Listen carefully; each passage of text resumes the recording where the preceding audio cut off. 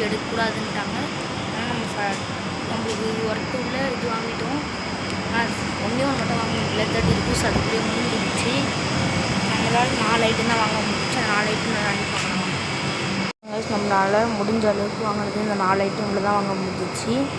நம்ம அடுத்த ஒரு வீடியோவில் பார்ப்போம் என்னென்ன வாங்கலான்னு.